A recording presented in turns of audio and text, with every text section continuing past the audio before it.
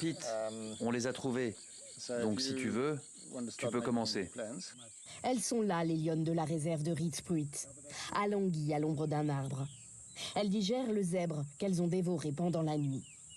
Kevin Leo Smith, le maître des lieux, est rejoint par un vétérinaire.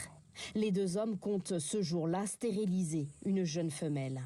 Cette réserve de plus de 5000 hectares ne peut se permettre d'accueillir plus de félins. Ici, c'est assez grand pour servir d'habitat à un clan de lions comme celui-là, avec 6 femelles que vous voyez derrière moi et 3 mâles. Mais ce n'est pas assez grand pour que d'autres groupes de lions entrent et sortent de ce territoire. Donc on doit contrôler cette population pour ne pas se retrouver dans une situation où il y a trop de lions et plus assez de proies. Cette jeune lionne va donc subir une ablation des ovaires. Cela peut sembler paradoxal pour une espèce classée vulnérable au niveau mondial. Mais dans ce type de réserve de petite taille, il faut contrôler les naissances. À Reeds Pruit, il n'y a que 3 lions mâles, des frères. Les risques de consanguinité sont donc réels. La lionne passera 4 heures au bloc. C'est une opération vraiment invasive.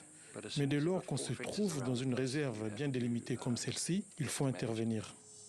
En milieu sauvage ou dans les réserves étendues, la sélection naturelle ferait son œuvre. Seuls les animaux les plus forts survivraient aux guerres de territoire entre clans. Ici, il y a assez peu de prédateurs, hyènes ou guépards, susceptibles de s'en prendre aux lions. Ils peuvent donc se multiplier.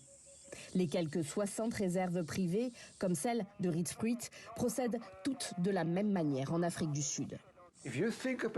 Si on prend en compte ces 59 réserves réunies, elles ont environ 700 lions au total.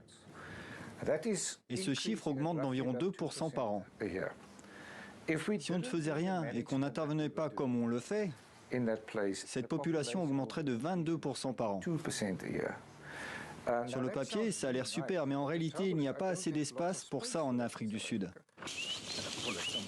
Les rois de la savane prospèrent en effet en Afrique du Sud, alors qu'ils sont de plus en plus rares ailleurs sur le continent, notamment en Afrique de l'Est et plus encore de l'Ouest.